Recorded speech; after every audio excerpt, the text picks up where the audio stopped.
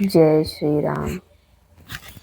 अपने पुत्रों के मारे जाने पर दिति को बड़ा दुख हुआ। दिति अपने पति मारीच नंदन कश्यप के पास गई और उनसे बोली, आपके महाबली पुत्र देवताओं ने मेरे पुत्रों को मार डाला है। मैं दीर्घ काल की तपस्या से एक ऐसा पुत्र चाहती हूँ जो इंद्र का वध करने में सामर्थ्य हो। मैं तपस्या करूंगी, आप इसके लिए मुझे आज्ञा प्रदान करें। मेरे गर्भ में एक ऐसा पुत्र प्रदान करें जो सब कुछ करने में सामर्थ्य तथा इंद्र का वध करने वाला हो। दिति की बात सुनकर के मारीच नंदन कश्यप ने उत्तर दिया, ऐसा ही हो। तुम सभी नियमों का पूर्ण रूप से पालन करो, तुम्हारा भला हो। तुम ऐसे पुत्र को जन्म दोगी जो युद्ध में इंद्र को मार सके। यदि पूरे 1000 वर्ष तक तुम पवित्रता पूर्वक रह सकोगी तो तुम उसे त्रिलोकीनाथ इंद्र का वध करने में समर्थ पुत्र प्राप्त कर लोगी। ऐसा कहकर के महातेजस्वी कश्यप जी ने दिति के शरीर पर हाथ फेरा, फिर उनका स्पर्श करके कहा, तुम्हारा कल्याण हो। ऐसा कहकर के कश्यप जी तपस्या के लिए चले गए। मारीच नंदन कश्यप के चले जाने पर दिति हर्ष और उत्साह से कुशप्लव नामक वन में चली गई। दिति अत्यंत कठोर तपस्या करने लगी। दिति की तपस्या करते समय इंद्र अपनी मौसी दिति के लिए अग्नि, कुशा, काष्ठ, जल तथा फल मूल अन्य सभी वस्तुओं को उन्हें लाकर देते थे। इंद्र अपनी मौसी की सेवा करते, उनके पैर दबा करके उनकी सेवा करते और उनकी थकान मिटाते थे। जब 1000 वर्ष पूर्ण होने में कुल 10 वर्ष शेष रह गए तब एक दिन दिति ने इंद्र से कहा, अब मेरी तपस्या के केवल 10 वर्ष और शेष रह गए हैं। 10 वर्ष बाद तुम अपने होने वाले भाई को देख सकोगे।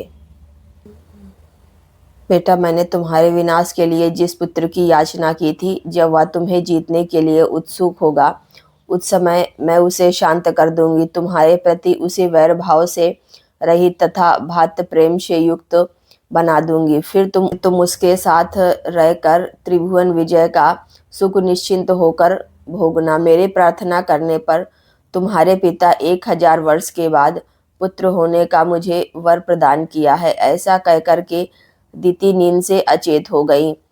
देवी दिति आसन पर बैठी बैठी झपकी लेने लगी। उनका सिर झुक गया और उनके केस पैरों से जा लगे। इस प्रकार निद्रावस्था में उन्होंने पैरों को अपने सिर से लगा लिया।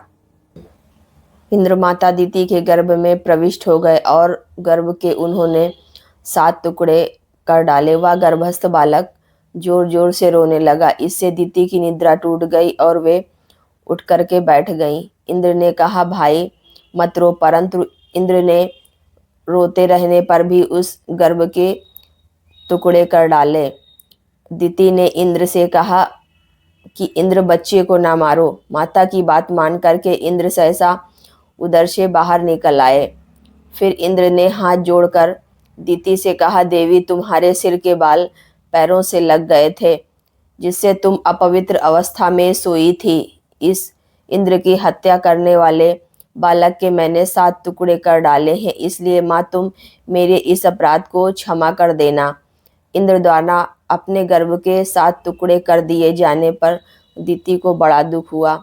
वे इंद्र से हाथ जोड़ करके बोली, मेरे ही अपराध से इस गर्भ के 7 टुकड़े हुए हैं, इसमें इंद्र तुम्हारा कोई दोष नहीं है। इस गर्भ को नष्ट करने के लिए तुमने जो क्रूरतापूर्ण कार्य किया है उसका परिणाम तुम्हारे और मेरे लिए जिस भी प्रकार से सुखद हो वैसा ही उपाय मैं करना चाहती हूँ। मेरे गर्भ के वे 7 खंड 7 व्यक्ति हो करके 7 मरुदगणों के स्थानों का पालन करने वाले हो जाएं। ये मेरे सभी पुत्र दिव्य रूपधारी मारुत नाम से प्रसिद्ध होकर के आकाश में जो सुविख्यात 7 वात स्कंद हैं उनमें विचरे।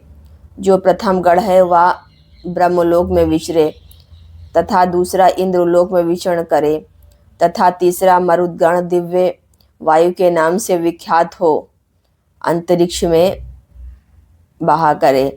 मेरे शेष 4 पुत्रों के गण तुम्हारी आज्ञा से संपूर्ण दिशाओं में संचार करें। दिति का वचन सुन करके दैत्य को मारने वाले इंद्र ने हाथ जोड़ करके कहा, माँ तुम्हारा कल्याण हो, तुमने जैसा कहा है वैसा ही होगा। तुम्हारे ये पुत्र देव रूप होकर के विचरेंगे।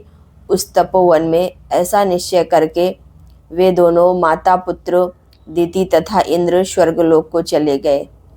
अगर आप लोगों को मेरा वीडियो अच्छा लगे तो इसे लाइक करें और मेरे चैनल्स को सब्सक्राइब करें।